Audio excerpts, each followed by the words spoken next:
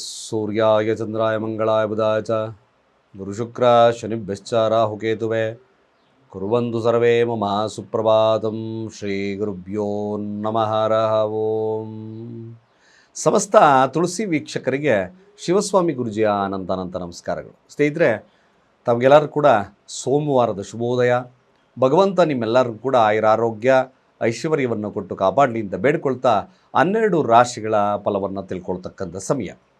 ಹಾಗೆ ಮುಖ್ಯವಾಗಿರ್ತಕ್ಕಂಥ ವಿಚಾರ ಪ್ರತಿಯೊಂದು ಎಪಿಸೋಡಲ್ಲೂ ನಾನು ತಿಳಿಸ್ತಾ ಇದ್ದೇನೆ. ನೋಡಿ, ನಿಮಗೆ ಸಾಲಬಾಧೆ ಅಥವಾ ನಾನಾ ರೀತಿಯಾದ ಬಾಧೆಗಳಿದ್ದಾಗ ಕೇವಲ ತುಂಬೆ ಹೂವಿನ ಪರಿಹಾರ, ಖಂಡಿತವಾಗಿ ಅದ್ಭುತವಾಗಿರ್ತಕ್ಕಂಥ ಒಂದು ಈ ಪರಿಹಾರ ನಿಮಗೆ ನಾನು ಕೊಡ್ತಾ ಇದ್ದೇನೆ. ನೋಡಿ, ಅತ್ಯಂತ ಸರಳವಾಗಿರ್ತಕ್ಕಂಥ ವಿಧಾನದಲ್ಲಿ ಒಂದು ಕೂಡ ಸಾಲಬಾಧೆ ಅನೇಕ ಕಷ್ಟಗಳ ನಿವಾರಣೆಗೋಸ್ಕರ ಸೋಮವಾರಗಳಂದು ಈ ರೀತಿ ಮಾಡಬೇಕಾಗ್ತದೆ. ಹೇಗೆ, ಯಾವ ರೀತಿ ಮಾಡಬೇಕು ಅಂತಕ್ಕಂಥ ವಿಧಾನವನ್ನು ನಾನು ತಿಳಿಸ್ಕೊಡ್ತೇನೆ. ಕೊನೆಯ ಭಾಗದವರೆಗೂ ನೋಡಿ. ಮೊದಲು ಪಂಚಾಂಗ ಶ್ರವಣವನ್ನು ಮಾಡೋಣ. ಸೋಮವಾರ ಈ ದಿನ ಏಕಾದಶಿ ತಿಥಿ, ಅತ್ಯಂತ ಪವಿತ್ರವಾಗಿರತಕ್ಕಂಥ ದಿನ. ಕೃಷ್ಣಪಕ್ಷ, ಶುಭಯೋಗ ಇರತಕ್ಕಂಥ ಸಮಯ. ಭವ ಹಾಗೆ ಬಾಳವ ಕರ್ಣ ಇರತಕ್ಕಂಥದ್ದು. ಚಂದ್ರ ಧನಿಷ್ಠಾ ನಕ್ಷತ್ರ ಕುಂಭರಾಶಿಯಲ್ಲಿ ಇರತಕ್ಕಂಥದ್ದಿದೆ. ಹಾಗೆ ಇವತ್ತಿನ ಕಾಲಮಾನವನ್ನು ನೋಡೋದಾದರೆ ರಾಹುಕಾಲ ಬೆಳಗ್ಗೆ 7 ಗಂಟೆ 43 ನಿಮಿಷದಿಂದ 9 ಗಂಟೆ 15 ನಿಮಿಷದವರೆಗೂ. ಯಮಗಂಡ ಕಾಲ ಬೆಳಗ್ಗೆ 10 ಗಂಟೆ 48 ನಿಮಿಷದಿಂದ ಮಧ್ಯಾಹ್ನ 12 ಗಂಟೆ 21 ನಿಮಿಷದವರೆಗೂ. ಗುಳಿಕ ಕಾಲ 1 ಗಂಟೆ 53 ನಿಮಿಷ ಮಧ್ಯಾಹ್ನದಿಂದ 3 ಗಂಟೆ 26 ನಿಮಿಷದವರೆಗೂ. ಹಾಗೆ ದುಷ್ಟ ಮುಹೂರ್ತ ಇರತಕ್ಕಂಥದ್ದು ಮಧ್ಯಾಹ್ನ 12 ಗಂಟೆ 27 ನಿಮಿಷದಿಂದ 1 ಗಂಟೆ 38 ನಿಮಿಷ ಮಧ್ಯಾಹ್ನದವರೆಗೂ. ಹಾಗೆ ಕಂಟಕ ಮೃತ್ಯುದೋಷ ಇರತಕ್ಕಂಥದ್ದು ಕೂಡ ಬೆಳಗ್ಗೆ 8 ಗಂಟೆ 31 ನಿಮಿಷದಿಂದ 9 ಗಂಟೆ 23 ನಿಮಿಷದವರೆಗೂ. ಸ್ನೇಹಿತರೆ, ಚಂದ್ರ ಧನಿಷ್ಠಾ ನಕ್ಷತ್ರದಲ್ಲಿ ಸ್ಥಿತವಾಗಿದ್ದಾನೆ. ಈ ದಿನ ಯಾರಿಗೆ ಯಾವ ಫಲ ಲಭ್ಯತೆ ಆಗುತ್ತೆ ನೋಡೋಣ. ಮೊದಲು ಮೇಷ ರಾಶಿಯವರ ಫಲ ನೋಡಿ. ಮೇಷರಾಶಿಯವರ ಫಲವನ್ನು ನೋಡಿದಾಗ ಈ ದಿನ ಎಕ್ಸ್ಟ್ರೀಮ್, ಪ್ರತಿಯೊಂದಕ್ಕೂ ಕೂಡ ಓವರ್ ರಿಯಾಕ್ಟ್ ಮಾಡ್ತಕ್ಕಂಥದ್ದು ಜಾಸ್ತಿ. ಇದರಿಂದ ನಿಮಗೆ ಮೋಸ ಅಥವಾ ಆರೋಗ್ಯದಲ್ಲಿ ಸಮಸ್ಯೆಗಳು ಬರ್ತಕ್ಕಂಥದ್ದು ಕಡಾಖಂಡಿತವಾಗ್ತದೆ. ಯಾವುದನ್ನು ಕೂಡ ತುಂಬ ಎಕ್ಸೈಟ್ ಆಗಿ ತಗೊಳ್ಳೋದು ಬೇಡ, ಒಂದು ಸಾಧಾರಣವಾಗಿ ತಗೊಳ್ಳಿ. ನಷ್ಟದ ಸ್ಥಾನದಲ್ಲಿ ಕುಜ ಇರೋದ್ರಿಂದ ಆರೋಗ್ಯ ಅಥವಾ ಮೋಸ ಆಗ್ತಕ್ಕಂಥ ಸನ್ನಿವೇಶಗಳು ಬರ್ತದೆ. ಇದನ್ನು ಸ್ವಲ್ಪ ಜಾಗರೂಕತೆ. ನಿಮ್ಮ ಸ್ನೇಹಿತರಿಂದ ಮೋಸ ಆಗ್ಬೋದು ಅಥವಾ ವ್ಯಾವಹಾರಿಕವಾಗಿ ಮೋಸ ಆಗ್ತಕ್ಕಂಥ ಸನ್ನಿವೇಶಗಳು ನಿರ್ಮಾಣವಾಗೋದ್ರಿಂದ ಸ್ವಲ್ಪ ಎಚ್ಚರಿಕೆ. ಇನ್ನು ಬಿಸ್ನೆಸ್ ಕ್ಷೇತ್ರ ಲಾಭ ಬಂದರೂ ಸಹ ಉಳಿದಲೇ ಇರತಕ್ಕಂಥ ಸ್ಥಿತಿಗತಿಗಳ ನಿರ್ಮಾಣವಾಗ್ತದೆ.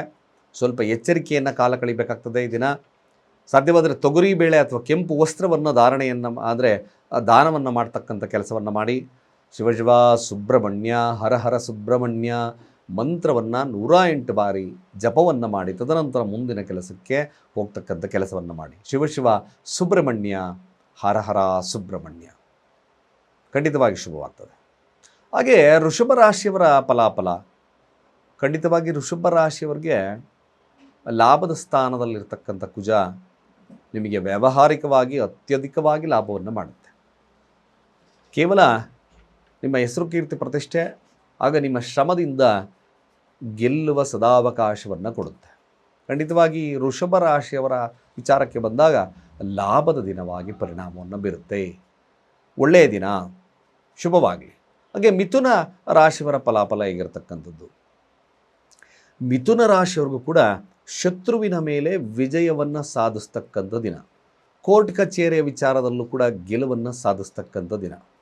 ತಮ್ಮ ಕೆಲಸದಲ್ಲಿ ಉತ್ಕೃಷ್ಟತೆಯನ್ನು ಕಾಪಾಡಿಕೊಳ್ತಕ್ಕಂಥ ದಿನ. ನಿಜವಾಗ್ಲೂ ಈ ದಿನ ಅದ್ಭುತವಾಗಿದೆ. ರಾಜಕೀಯವಾಗಿರ್ತಕ್ಕಂಥ ವಿಚಾರಗಳಲ್ಲಾಗಿರಿ ಅಥವಾ ಬೇರೆ ವಿಚಾರಗಳಲ್ಲಾಗಲಿ ಭಾಳ ವಿಶೇಷವಾಗಿರ್ತಕ್ಕಂಥ ದಿನವಾಗ್ತದೆ.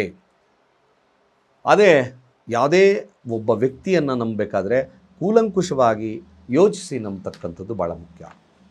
ಹಾಗೆ ಕಟಕ ರಾಶಿಯವರ ವಿಚಾರಕ್ಕೆ ಬಂದಾಗ ನೋಡಿ, ಕಟಕ ರಾಶಿಯವರಿಗೆ ಸ್ವಲ್ಪ ಮಟ್ಟಿಗೆ ಸಣ್ಣ ಪುಟ್ಟ ಸಮಸ್ಯೆಗಳು, ಅಂದರೆ ಅರ್ಥಾತ್ ಹಿರಿಯರೊಟ್ಟಿಗೆ ವ್ಯಾಜ್ಯಗಳು ಅಥವಾ ತಂದೆಯೊಟ್ಟಿಗಿನ ವೈಮನಸ್ಥಿತಿಗಳು ಕಾಣ್ತಕ್ಕಂಥ ಸನ್ನಿವೇಶಗಳು ನಿರ್ಮಾಣವಾಗುತ್ತೆ. ಅಥವಾ ತಂದೆಯ ಸಮಾನರಿಂದ ಇರತಕ್ಕಂಥ ಅವರಲ್ಲೂ ಕೂಡ ಸಣ್ಣ ಪುಟ್ಟ ಸಮಸ್ಯೆಗಳು ಕಾಡ್ತಕ್ಕಂಥದ್ದು ಇರುತ್ತೆ. ಕೆಲವೊಮ್ಮೊಮ್ಮೆ ನಿಮ್ಮ ಅಧಿಕ ಕೋಪದಿಂದ ಅವಕಾಶಗಳು ವಂಚಿತ ಆಗ್ತಕ್ಕಂಥದ್ದು ಈ ದಿನ ಕಟಕ ರಾಶಿಯವರಿಗೆ ತೋರಿಸ್ತಾ ಇದೆ. ಸಾಧ್ಯವಾದಷ್ಟು ಕೂಡ ದುರ್ಗಾ ಮಂತ್ರಗಳನ್ನು ಹೇಳ್ತಕ್ಕಂಥದ್ದು ಕಟಕ ರಾಶಿಯವರಿಗೆ ಭಾಳ ಮುಖ್ಯ. ಇಲ್ಲಾಂದ್ರೆ ಅಷ್ಟು ಉತ್ತಮತೆಯನ್ನು ಇಲ್ಲ. ಹಾಗೆ ಸಿಂಹರಾಶಿಯ ಫಲಾಫಲ ಜಾಗರೂಕತೆ, 200% ವೆರಿ ವೆರಿ ಜಾಗರೂಕತೆ. ಆರೋಗ್ಯ, ವ್ಯಾವಹಾರಿಕವಾಗಿ ಹಾಗೆ ವೈವಾಹಿಕ ಜೀವನದಲ್ಲಾಗಿರ್ಬೋದು, ಯಾವುದೇ ಒಂದು ಸಾರ್ವಜನಿಕವಾಗಿರ್ತಕ್ಕಂಥ ಗಲಾಟೆಗಳಲ್ಲಿ ಸ್ಪಂದನೆ ಮಾಡೋದು ಬೇಡ. ಭಾಳ ಕೇರ್ಫುಲ್ಲಾಗಿ ಹ್ಯಾಂಡಲ್ ಮಾಡಿ. ಈ ದಿನ ಸಿಂಹರಾಶಿಯವರು ಸ್ವಲ್ಪ ಮಟ್ಟಿಗೆ ಅಷ್ಟು ಉತ್ತಮವಾಗಿರ್ತಕ್ಕಂಥ ದಿನವಲ್ಲ. ಸಾಧ್ಯವಾದಷ್ಟು ತ್ರಯಂಬಕ ಮಂತ್ರವನ್ನು ಅಥವಾ ಹನುಮಾನ್ ಚಾಲೀಸವನ್ನು ಪಠಣೆ ಮಾಡಿ, ಆಂಜನೇಯ ದೇವಸ್ಥಾನವನ್ನು ಭೇಟಿ ಮಾಡಿ, ಅಥವಾ ಶಿವನಿಗೆ ಬಿಲ್ವಾರ್ಚನೆಯನ್ನು ಮಾಡ್ತಕ್ಕಂಥ ಕೆಲಸವನ್ನು ಮಾಡಿ, ಸ್ವಲ್ಪ ಶುಭದಾಯಕವಾಗ್ತದೆ. ಹಾಗೆ ಕನ್ಯಾ ರಾಶಿಯವರ ಫಲಾಫಲ ನೋಡಿ, ಕನ್ಯಾ ರಾಶಿಯವ್ರಿಗೂ ಅಷ್ಟೇ ಶುಭವಿದೆ, ಆದರೆ ವೈವಾಹಿಕ ಜೀವನದಲ್ಲಿ ಸಮಸ್ಯೆ ಇದೆ. ವ್ಯಾವಹಾರಿಕವಾಗಿ ಶುಭ ಇರತಕ್ಕಂಥ ದಿನ, ಬಟ್ ಯಾವುದೇ ಪಾರ್ಟ್ನರ್ಶಿಪ್ಪಲ್ಲಿ ವೈಮನಸ್ಸುಗಳು ಕಾಣ್ತದೆ, ಸ್ವಲ್ಪ ಜಾಗರೂಕತೆಯನ್ನು ವಹಿಸ್ಕೋಬೇಕು. ಕನ್ಯಾ ರಾಶಿಯವರು ದಾಂಪತ್ಯದಲ್ಲೂ ಯಾವುದೇ ಆದಂಥ ಸಣ್ಣ ಪುಟ್ಟ ಸಮಸ್ಯೆಗಳಿಗೆ ಎಡೆ ಮಾಡಿಕೊಡ್ಬೇಡಿ. ಈ ದಿನ ಆ ಥರದ ಸಮಸ್ಯೆಗಳು ಬಂದರೆ ಸಾಧಾರಣದಿಂದ ರಿಯಾಕ್ಟ್ ಮಾಡ್ತಕ್ಕಂಥದ್ದೇ ಭಾಳ ಉತ್ತಮ. ನೀವು ಕೂಡ ಶಿವನ ಮಂತ್ರಗಳನ್ನು ಜಪವನ್ನು ಮಾಡಿ, ಸ್ವಲ್ಪ ಶುಭವಾಗ್ತದೆ. ಹಾಗೆ ತುಲಾರಾಶಿ ಫಲಾಫಲ, ತುಲಾರಾಶಿಯವರು ನೋಡಿ, ಕೋರ್ಟ್ ಕಚೇರಿಯ ವಿಚಾರ, ಶತ್ರುವಿನ ಮೇಲೆ ವಿಜಯ, ಆದರೆ ಆರೋಗ್ಯದಲ್ಲಿ ಸ್ವಲ್ಪ ವ್ಯತ್ಯಾಸ ಇರುತ್ತದೆ. ಹಾಸ್ಪಿಟಲ್ ವಿಸಿಟ್ ಮಾಡ್ತಕ್ಕಂಥ ಸನ್ನಿವೇಶಗಳು ತುಲಾರಾಶಿಯವರಿಗೆ ಬರಬಹುದು, ಆದರೆ ಶತ್ರುವಿನ ಮೇಲೆ ವಿಜಯವನ್ನು ಸಾಧಿಸ್ತೀರಿ. ದಾಂಪತ್ಯದಲ್ಲಿ ಸ್ವಲ್ಪ ಸಮಸ್ಯೆಗಳಿರ್ತದೆ, ಇದನ್ನು ಸರಿಯಾಗಿ ನೋಡ್ಕೋಬೇಕು. ಇನ್ನು ಅದನ್ನು ಹೊರತುಪಡಿಸಿದ್ರೆ ತುಲಾರಾಶಿಯವರಿಗೆ ಖಂಡಿತವಾಗಿ ಶುಭದ ಕಾಲ.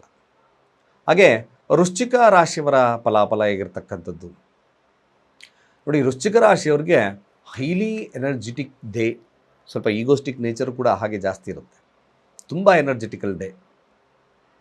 ಹಾಗೂ ಮಕ್ಕಳು ಸ್ವಲ್ಪ ಮಟ್ಟಿಗೆ ನಿಮಗೆ ಸಮಸ್ಯೆಯನ್ನು ತರಬಹುದು. ಮಕ್ಕಳ ವಿಚಾರದಲ್ಲಿ ಸ್ವಲ್ಪ ನೋಡ್ಕೊಳ್ಳಿ.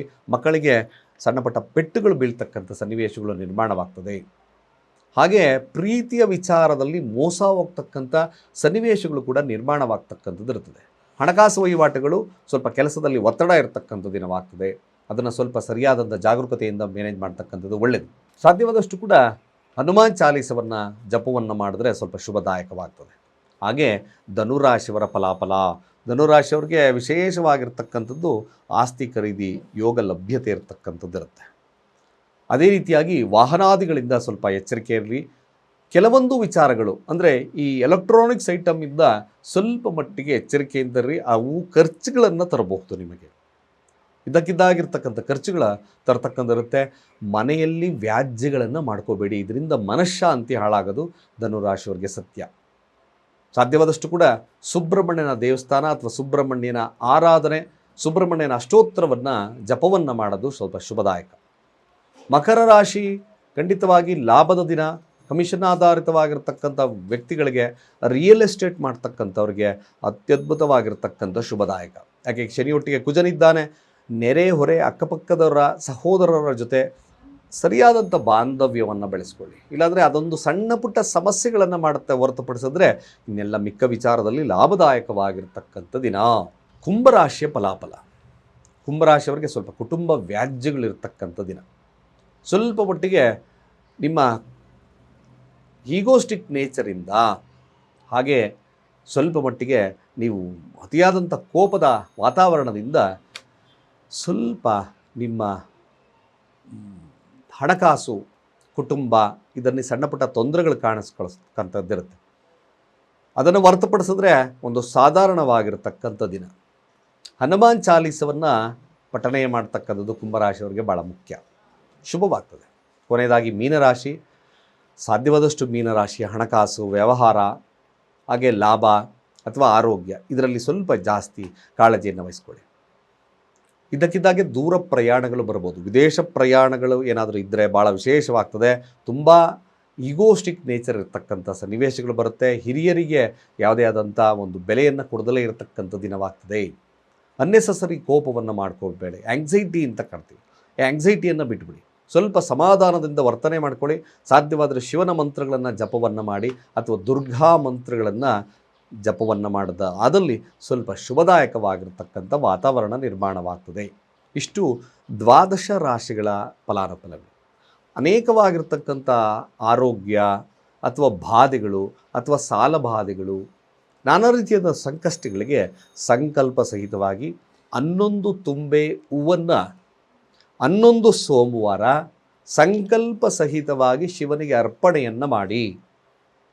ಖಂಡಿತವಾಗಿ ನಿಮಗೆ ಒಂದು ದಾರಿಯನ್ನು ತೋರಿಸ್ತಕ್ಕಂಥದ್ದು ಇದ್ದೇ ಇರುತ್ತೆ. ಇದರಿಂದ ಹಣ ಸಂಪತ್ತು ಬರದಲೇ ಇದ್ದರೂ ಕೂಡ ನಿಮಗೆ ಸಾಲ ಬಾಧೆ ಅಥವಾ ಆರೋಗ್ಯ ಬಾಧೆ ಅಥವಾ ಏನಾದರೂ ಬಾಧೆಗಳಿದ್ದರೆ ನಿಮಗೆ ಅದರಿಂದ ಹೊರಗಡೆ ಬರ್ತಕ್ಕಂಥ ಮಾರ್ಗವನ್ನು ಶಿವ ನಿಮಗೆ ಕರುಣಿಸ್ತಾನೆ. ಇದು ಅತ್ಯಂತ ಸರಳ ವಿಧಾನಗಳಲ್ಲಿ ಒಂದು. ಮಾಡಿ ನೋಡಿ, ಖಂಡಿತವಾಗಿ ಶುಭವಾಗುತ್ತೆ ಅಂತ ಹೇಳ್ತಾ ಸರ್ವೇ ಜನ ಸುಖಿನೋ ಭವಂತು.